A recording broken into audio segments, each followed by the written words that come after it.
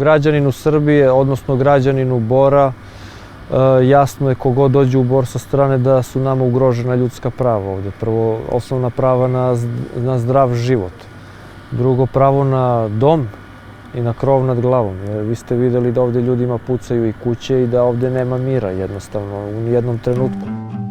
Pa studije pokazuju, ono što je radio Institut Batut, pokazuju da je životni vek u Boru kraći 10 godina. Zašto je Institut Batut radio tu studiju? Zato što je Svetska zdravstvena organizacija ustanovila da je Srbija prva u Evropi po smrtnosti od aerozagađenja. I to pokazuju poznate organizacije. Mislim da je to Air Pollution and Health.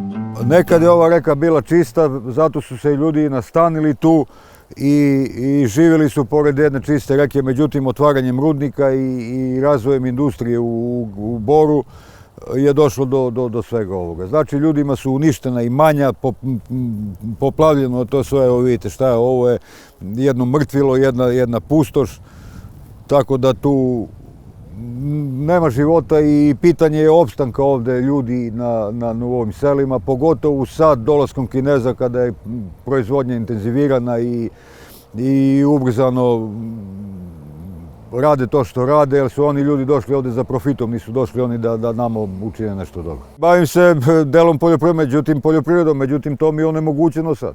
Stoku sam rasprodao, nemam gde da proizvedem stočnu hranu. Inače, primam 14.000 dinara mesečno neku invalidsku penziju. I eto, to mi je sad ostalo. Imam još nešto malo imanja i to na tom imanju koliko mogu da nešto zaradim, da prehranim porodicu i to je to. Mada i to je diskutabilno. Jer mi znamo kakvo je zagađenje ovde i šta sve sadrže ovi gasovi iz Bora, iz topionice, sve se to taloži na zemlju. To je toliko prosto. Iz zemlje kroz koren biljke to ide u plod.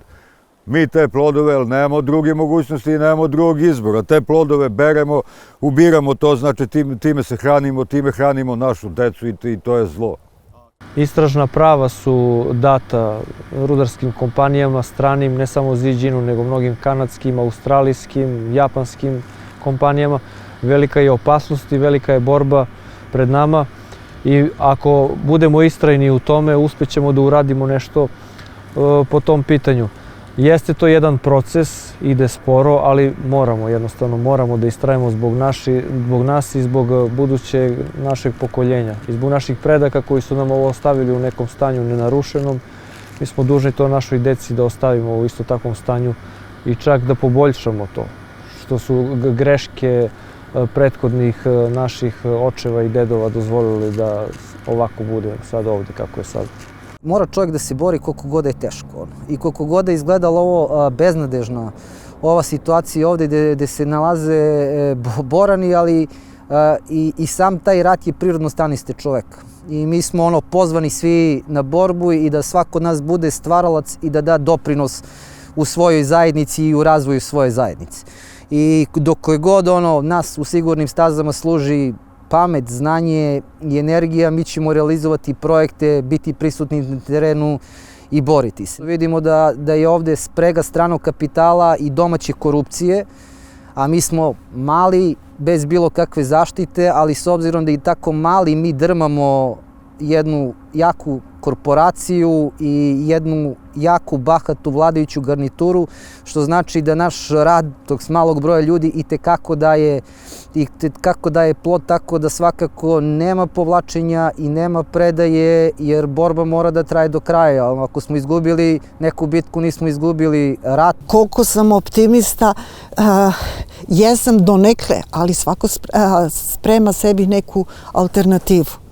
Znači, da li će samo okolna naselja da se iseli ili će morati ceo grad da se iseli ili ćemo mi svi sami da pobegnemo. Ja se trudim da zaustavim ekološki egzodus iz ovog područja istočne Srbije.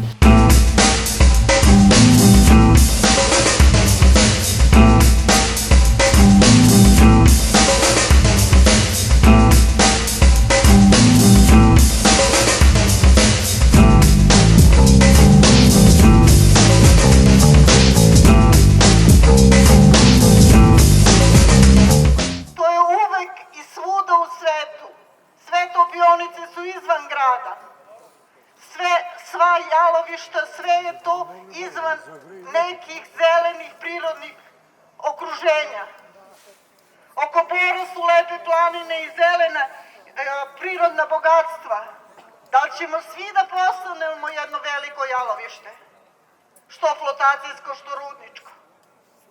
Jedino mi sami možemo u ovoj državi da se izborimo ako država ne vodi računa o nama. Jedino mi možemo ujedinjeni neke stvari da promenimo. Bravo! Molim vas, budimo jedinstveni. Bravo! Hvala vam puno. I srećno u borbi.